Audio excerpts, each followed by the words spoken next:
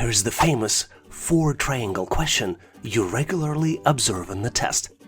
You need to calculate the missing number, which is represented by the question mark.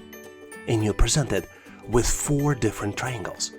Each triangle is of a different color.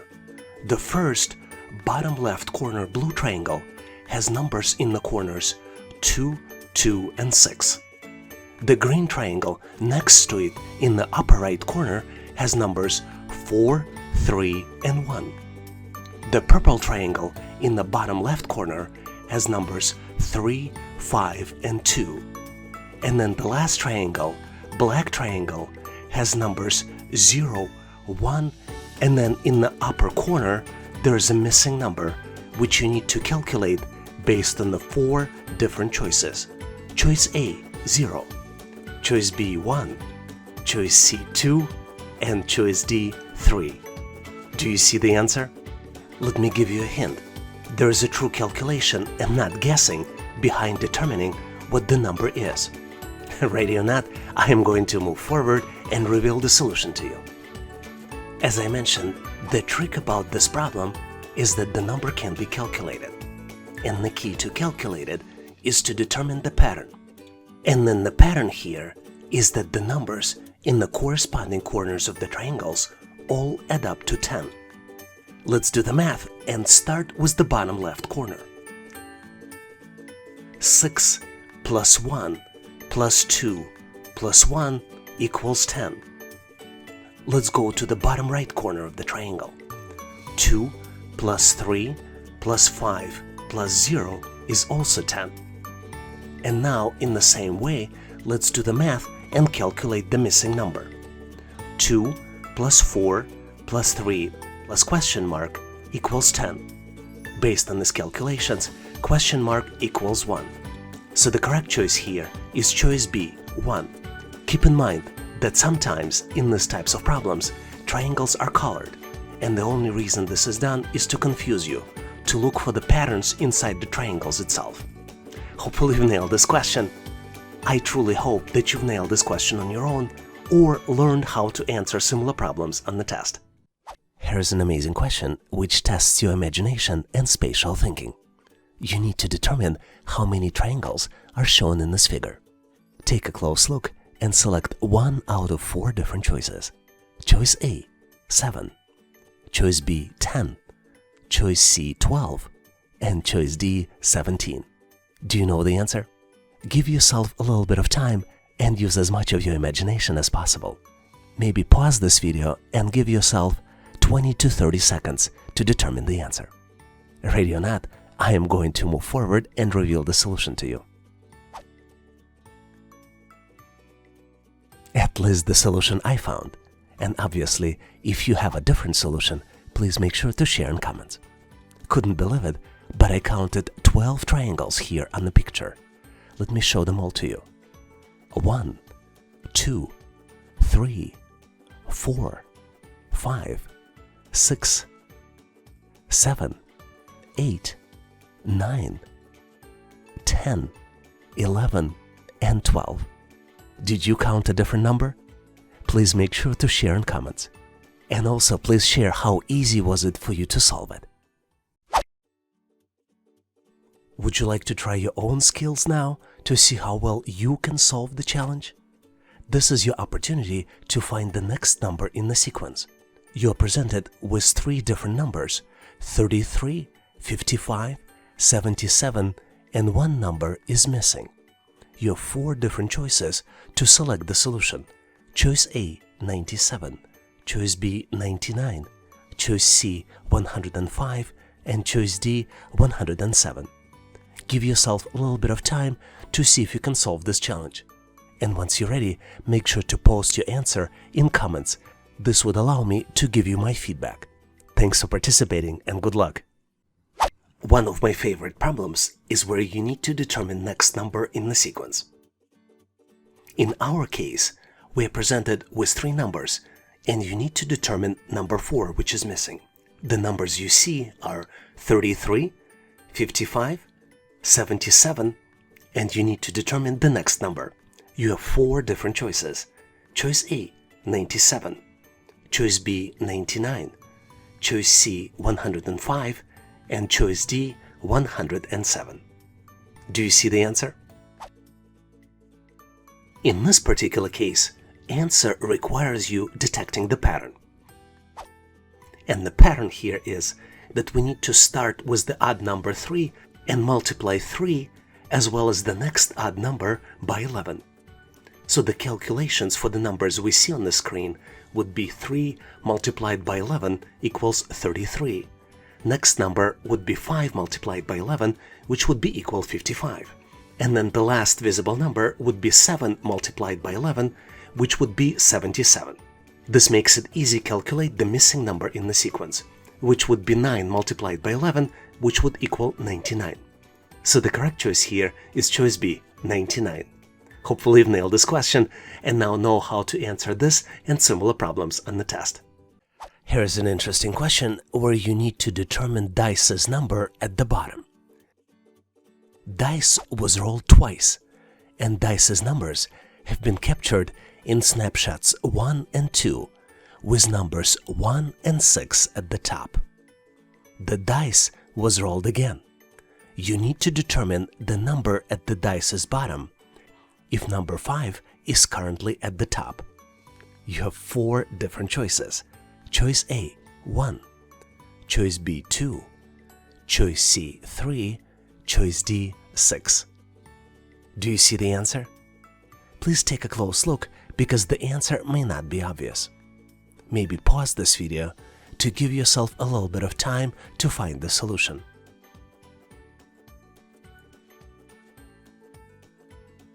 Are you ready? Let's move forward and get to the correct solution together. To solve this challenge, let's take a close look at the dice's snapshots. Based on both snapshots, we can learn that numbers 4, 1, 3, and 6 are all adjacent to number 2. Because dice only has 6 sides and corresponding 6 numbers, based on the 2 snapshots, we can determine that 5 must lie opposite of number 2. This is why if 5 is at the top, then 2 must be at the bottom. Did you figure it out on your own? Please share your thoughts and the way you solve this challenge in the comment section of this video. Here is the frequently used question to test how logical are you. You need to determine if conclusion is correct based on the statements. Let's look at the statement. All soccer players are sports persons, and all sports persons are fit. Conclusion. Some soccer players are not fit, and you need to determine if this particular conclusion is correct. You have 4 different choices to determine if conclusion is accurate. Choice A, it's reasonably correct. Choice B, it is correct. Choice C, it's incorrect. And choice D cannot be determined based on the information available. Do you think you know the answer? Give yourself a little bit of time. Maybe pause this video and take another look at the statements and at the question itself. Ready or not, I am going to move forward and reveal the solution. As you might be well aware, in logical world, there is a formula. If A equals B and B equals C, then you can reasonably conclude that A equals C as well. We can look at our original statements as A, B, and C.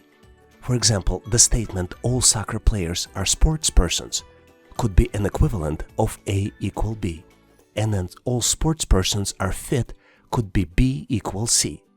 Based on these 2 statements, we can reasonably say that A equals C, which would mean that all soccer players are fit. Our question, though, asks us if some soccer players are not fit. Do you think it is correct? Based on the information provided, it is not correct. So the correct choice here is choice C, incorrect. Because the correct answer based on the information we have is all soccer players are fit. Do you have a better way to solve this question? Please make sure to share in comments. And if you're trying to get ready for the test and need additional questions to practice, please make sure to check out additional materials in the description section of this video. One of the most frequent questions I get is to provide the best techniques to get prepared and pass the test. We put together a list of resources that might be helpful for you in the description section of this video. Obviously, taking sample tests and reviewing questions and answers is a must. But some less known ways to improve might be to take dietary supplements, sign up for free trials with educational training vendors, and even use special supplements to improve your brain function and concentration.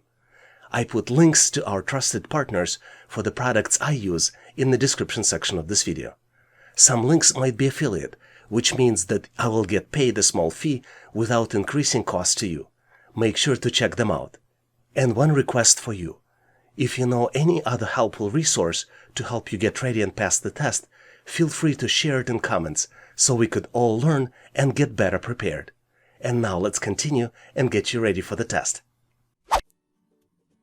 Here's an interesting question where you're presented with the set of numbers, and you need to determine which number is not a prime number.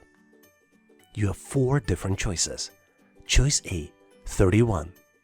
Choice B, 61. Choice C, 71. And choice D, 91. Give yourself a little bit of time, maybe recall the definition of prime numbers, and see if you can come up with the solution. Did you solve it? Let's move forward and get to the correct solution together.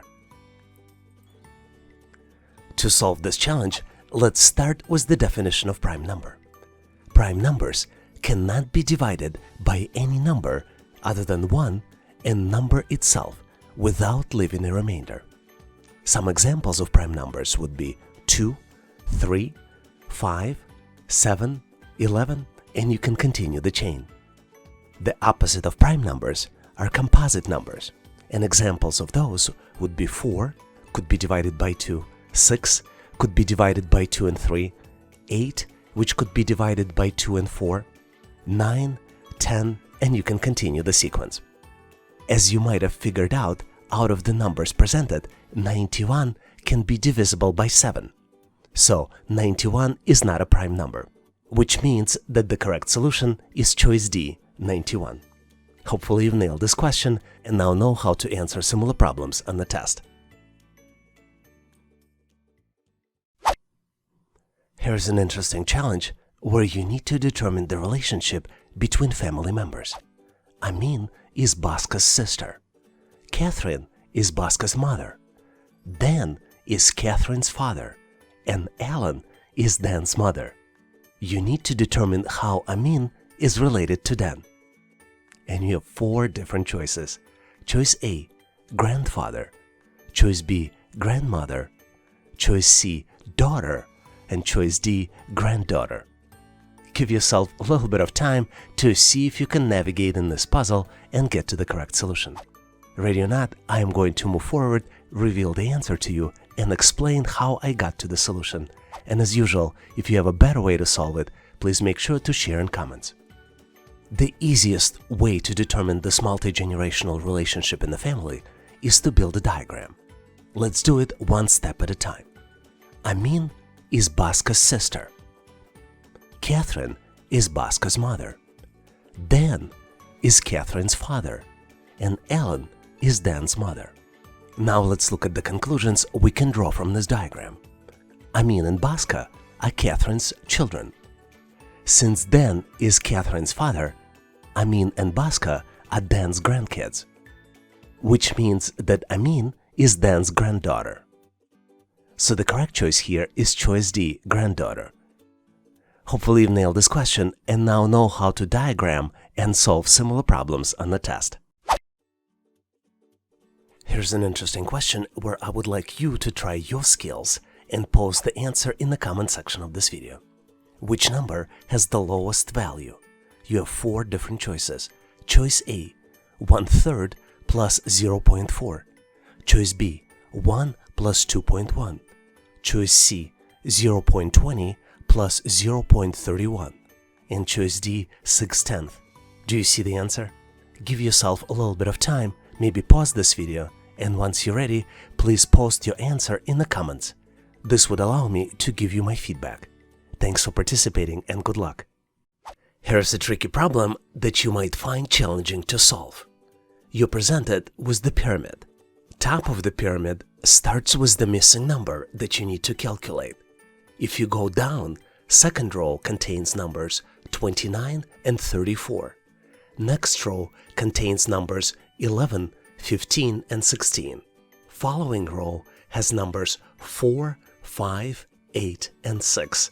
And then the last row has numbers 2, 1, 3, 4, and 1. You need to calculate the missing number, which is in the top row. And you have 4 different choices. Choice A, 59. Choice B, 63. Choice C, 67. And then choice D, 73.